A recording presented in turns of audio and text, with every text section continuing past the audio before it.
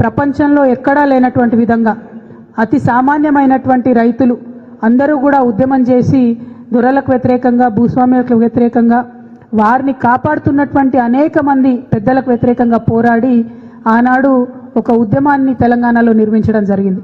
1942లో ప్రారంభమైన సాయుధ రైతాంగ పోరాటం అనేటటువంటిది ప్రపంచ చరిత్రలో ఇప్పటికీ కూడా రష్యన్ యూనివర్సిటీలలో, ఫ్రాన్స్ యూనివర్సిటీలలో, అనేక యూనివర్సిటీలలో పాఠాలుగా చెప్పుకుంటారు. మన గడ్డకున్నటువంటి పోరాట చరిత్ర అటువంటిదని ఈ సందర్భంగా ఒక్కసారి మనందరం కూడా గుర్తు చేసుకోవాలి.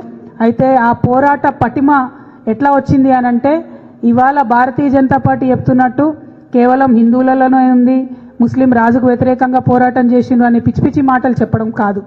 నిజం జరిగింది ఏంది అనేటటువంటి అంశాన్ని మనం గమనించుకోవాలి. ఆనాడు రాచరిక పాలకులు అంటే అరాచకపు పాలన ఎవరు చేసినా అది ప్రజాస్వామ్యంలో అయినా రాచరికంలో అయినా ప్రజలు ఊరుకోరనే విషయాన్ని ఆనాటి నుండి ఈనాటి వరకు తెలంగాణ ప్రజలు మరి రిపీటెడ్గా చెప్తూనే వస్తూ ఉన్నారు. అందులో ప్రత్యేకించి మనం ఎగ్జాంపుల్ చెప్పుకుంటే మగ్దూమ్ మొహియుద్దీన్ గారు కావచ్చు, షోయబుల్లా ఖాన్ గారు కావచ్చు, వారంతా కూడా ఆనాడు పోరాటం చేసిండ్రు. మరి ఆ విషయాలన్నింటినీ కూడా ఇవాళ కాంగ్రెస్ ప్రభుత్వం విస్మరిస్తుంది, భారతీయ జనతా పార్టీ విస్మరిస్తుంది.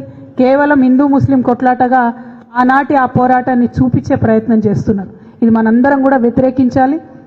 అది హిందూ ముస్లిం పోరాటం కాదు, అరాచకపు పాలనకు, దొరల భూస్వాముల యొక్క ఆగడాలకు, సామాన్య ప్రజల పోరాటానికి మధ్యలో జరిగినటువంటి సంఘటన ఒక విప్లవం తప్పితే అది మతతత్వ ఘర్షణ కాదన్న విషయాన్ని మనం గమనించుకోవాలి.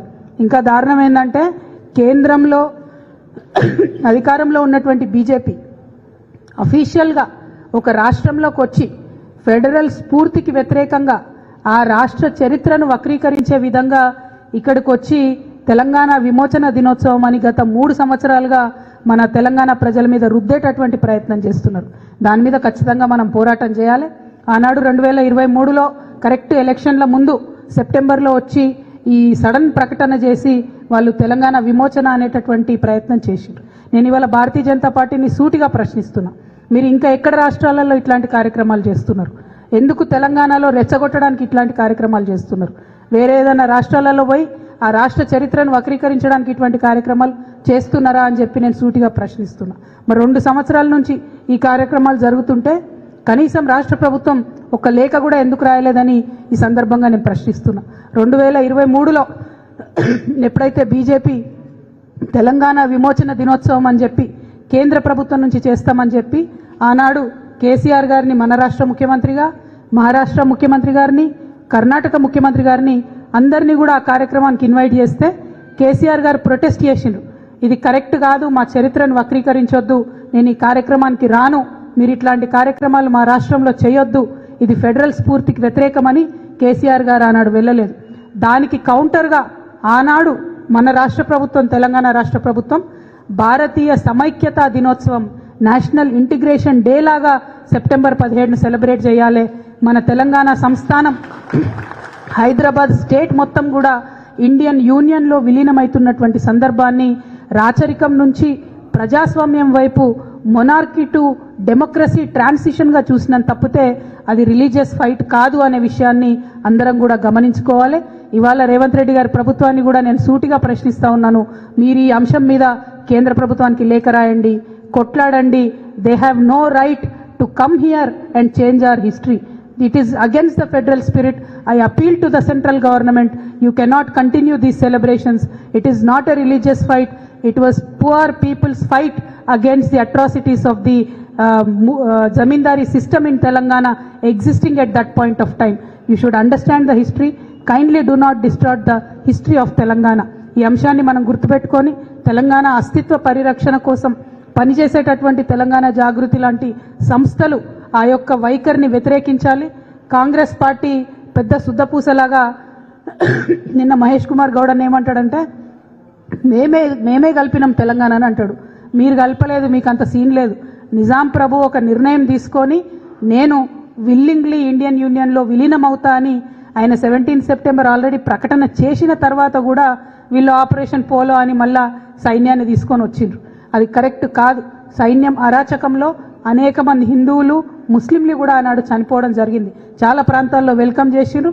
అందుకే ఇవాళ కూడా మన తెలంగాణ అనేక పల్లెల్లో దండుబాట అని ఉంటాయి. మనందరికీ తెలుసు, ఊర్లలో ఇప్పటికి కూడా దండుబాట అంటారు. అంటే ఆనాడు ఇండియన్ సైన్యం తరలి వచ్చినటువంటి బాటను దండుబాటగా తెలంగాణ పల్లెల్లో ఇప్పటికి కూడా పిలుచుకుంటారు. ఈ సందర్భంగా కాంగ్రెస్ పార్టీ చేసిందేమీ లేదు, వాళ్ళు సెలబ్రేట్ చేసేదేమీ లేదు.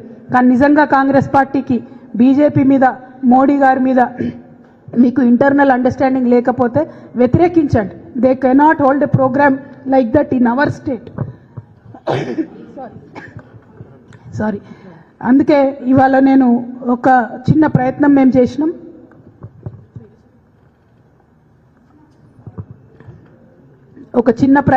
చేసినాం.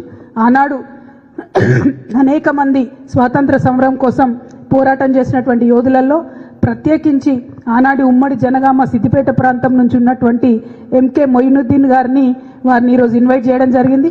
వారికి 99 సంవత్సరాల వయసు. వారు ఆనాడు పెద్ద పెద్ద నాయకులతో కలిసి నిజాం ప్రభుత్వానికి వ్యతిరేకంగా, ప్రజలను అరాచకంగా గురి చేస్తున్నటువంటి దొరలకు వ్యతిరేకంగా, భూస్వాములకు వ్యతిరేకంగా పోరాటం చేసినటువంటి పోరాట యోధుడు.